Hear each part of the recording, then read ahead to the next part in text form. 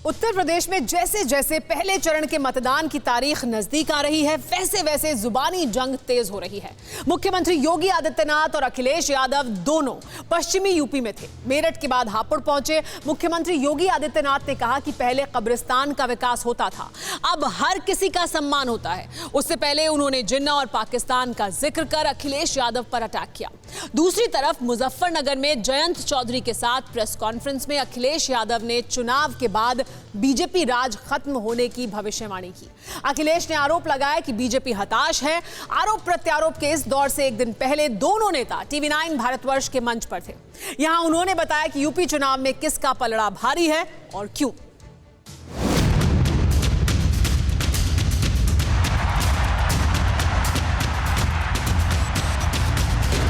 हमारी सरकार ने अब तक 1,56,000 करोड़ रुपए से अधिक का गन्ना मूल्य का ही भुगतान कर दिया है। देखिए, तुलना कर लीजिए, ठीक, ये पैसा गन्ना किसानों के खाते में गया है, उनके जेब में गया है। गन्ने का भुगतान 15 दिन के अंदर होगा। किसान को कभी भी 15 दिन से ज्यादा इंतजार नहीं करना पड़ेगा। चौधरी अजीत सिंह जी को प्रदेश का मुख्यमंत्री बनने से किसने रोका था? क्या ये समाजवादी पार्टी नहीं है? मुजफ्फरनगर का दंगा का दोषी कौन है? क्या ये समाजवादी पार्टी नहीं है? भारतीय जनता पार्टी अभी भी पुराने ही मुद्दे उठा रही है। उनके नेता पुराने ही सवाल उठा रहे हैं। दोनों के दावे हैं, दोनों को विश्वास है, दोनों संकल्पबद्ध हैं सत्ता के शीर्ष पर पहुंचने के लिए। TV9 भारतवर्ष के मंच पर पहुंचे दोनों सियासी दिग्गजों ने जबरदस्त जीत के साथ वापसी का ऐलान किया। अखिलेश कह रहे हैं कि 22 में 400 सीटों के साथ बाइसिकल दौड़ेगी। योगी आदित्यनाथ का दावा है कि फिर संधि सत्ता का महंत होगा। जहां तक उत्तर प्रदेश की बात है, उत्तर प्रदेश में कोई सरप्राइज नहीं होने वाला।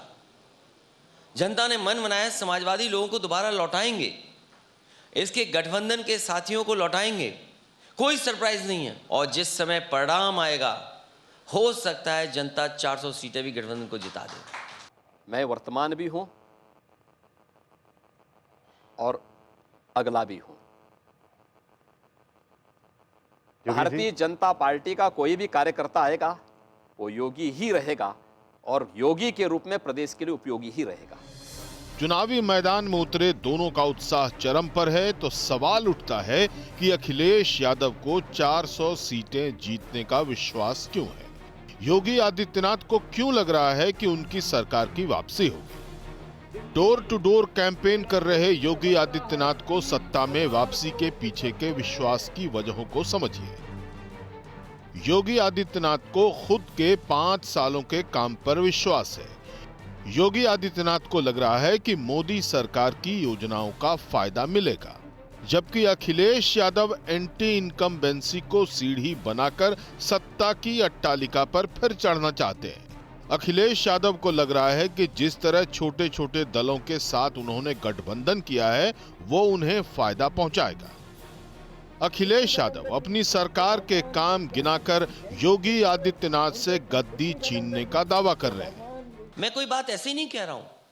क्या कोई कल्पना कर सकता था? मैं आपसे कहता हूं, समाजवादियों का अगर विजन नहीं होता तो क्या प्रधानमंत्री हरकुलिस से पूर्वांचल एक्सप्रेस पे उतर गए होते? मैं कहता हूं कि आप पूर्वांचल एक्सप्रेस पे क्यों उतरे? क्योंकि समाजवादियों का विजन था। आप देश के किसी और कोने में क्यों नहीं उतर पाए? आपने गुजरात में क्यों नहीं बनाया ऐसा एक्सप्रेस वे? क्या योगी जी की देन है? और योगी जी की देन नहीं थी, इसीलिए उन्हें पैदल पैदल चलना पड़ा था। जो कुछ नहीं करे, जब अवसर मिलता है तो केवल अपने परिवार के विकास की बात करे, वह तो सामाजिक न्याय का परोधा हो गया।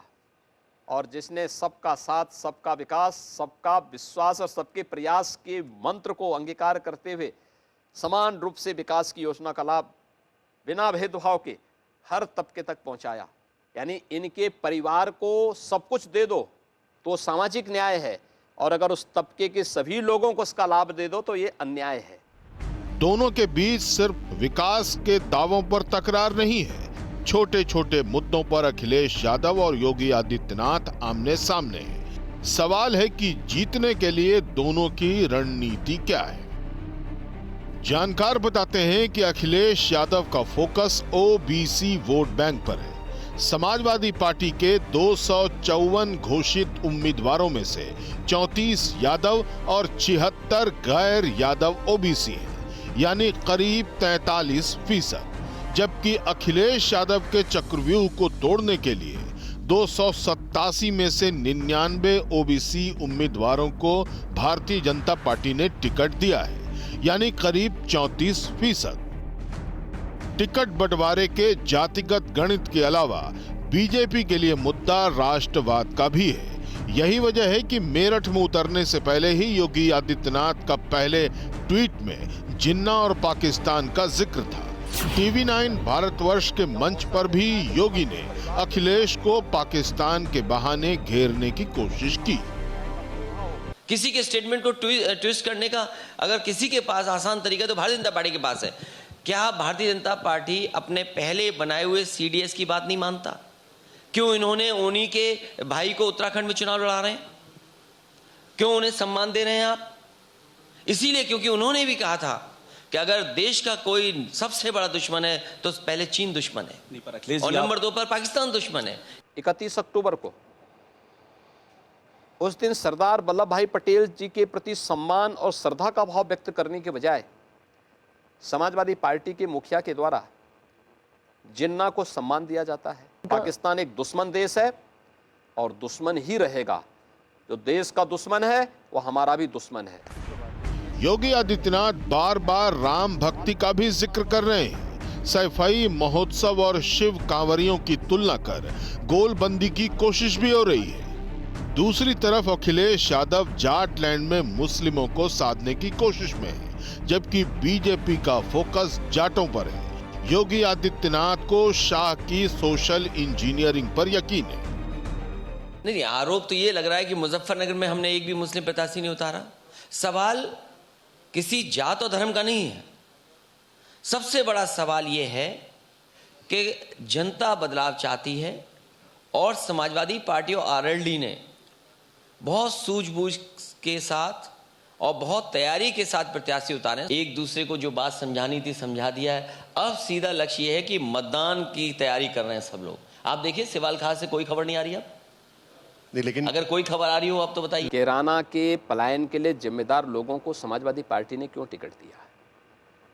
मुजफ्फरनगर के दंगों के दोषी को और सहारनपुर के दंगों के दोषी को समाजवादी पार्टी के मुखिया क्यों गले लगा रहे हैं? बुलंदशहर और स्याना के अपराधियों को गले से लगाने का औचित्य क्या है? उत्तर प्रदेश ने पिछले 5 वर्ष के दौरान जो सुरक्षा और कानून का राज का एक परसेप्शन दिया है, परसेप्शन प्रस्तुत किया है देश और दुनिया के सामने, क्या उसको बदरंग करने की साजिश नहीं है क्या ये? योगी आदित्यनाथ जब मेरठ में घूम रहे थे, विकास के काम गिना रहे थे, उसी वक्त अखिलेश यादव ने दिल्ली से एक ट्वीट किया।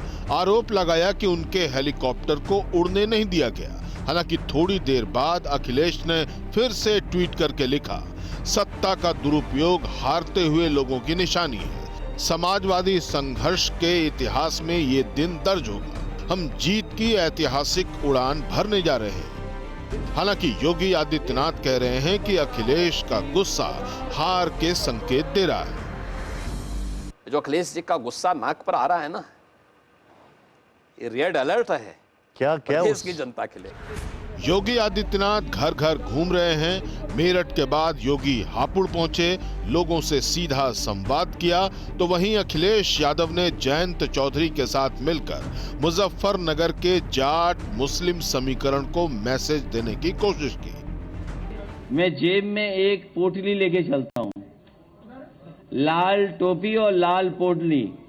ये अन्नदाता के पक्ष में हराने के लिए, उन्हें भगाने के लिए अन्न संकल्प लेकर के चलता हूं। ये इसलिए जरूरी था क्योंकि माना जा रहा है कि दिल्ली में जाट नेताओं के साथ अमित शाह की मुलाकात के बाद जाटलैंड की सियासी हवा बदली है। Bureau report, TV9 Bharatvarsh. Corona धर्म नहीं देखता, जात नहीं देखता, अमीर गरीब ऊंच नीच नहीं देखता। कोरोना सिर्फ मौका देखता है, लेकिन आप उसे मौका मत दीजिए। बस इतना कीजिए, जब कभी दफ्तर से, बाजार से घर लौटिए तो इतना ख्याल जरूर रखिए कहीं आपके साथ कोरोना आपके घर तो नहीं जा रहा। भूलिए मत, कोरोना अभी जिंदा है।